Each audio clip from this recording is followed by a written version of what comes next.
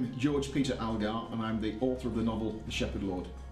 The story is about young Henry Clifford, the young aristocrat, whose father is killed on the eve of the Battle of Towton and has to be spirited away and brought up as a young shepherd boy to hide his true lineage. And the reason why he was hidden is because there was bad blood between the House of York and the Clifford family. Over generations they've been killing each other. There was no question of it. Edward IV would have killed young Henry Clifford had he got his hands on him. The main theme of the story is the father-son relationship between surrogate father Tom Laughlin, the shepherd, and young Henry Clifford. And it's about the relationship that develops between them. It's about how this very gruff, bluff Yorkshireman treats this young boy very, very sympathetically and tenderly after the loss of his father, and how he guides him throughout his manhood, and knowing that his destiny is going to be restored to his lands, and how this young boy grows to love the life of a shepherd boy.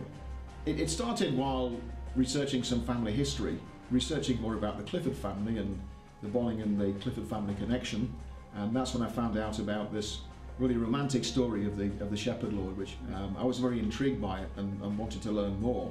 And all that I found in mainstream literature was a poem by Wordsworth called The Feast of Bruffham Castle, and a poem by an anonymous author called The Nut Brown Maid, which alludes to the story as well. And piecing the two together, I've got a fantastic storyline just looking at the two.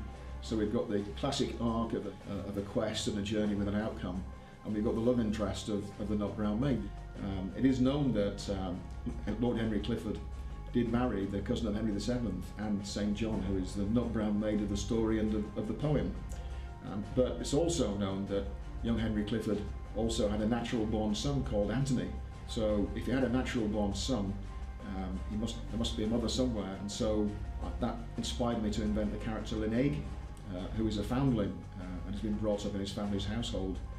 To all intents and purposes, she's a simple peasant girl, and yet but both women vie for his emotions, as we'll see in the story. The character Eldroth is evil personified. He's a tormentor of the common soldiery, so even the Yorkists don't like him, and I had a lot of fun with this character.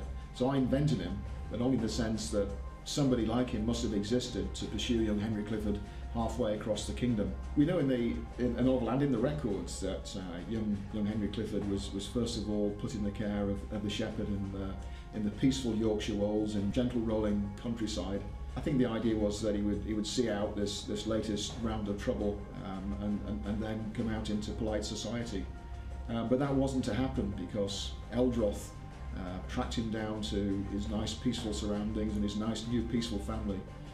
And so great was the fear of the discovery of his whereabouts that his family very hastily had him removed to the remotest corner of the kingdom in the Lake District.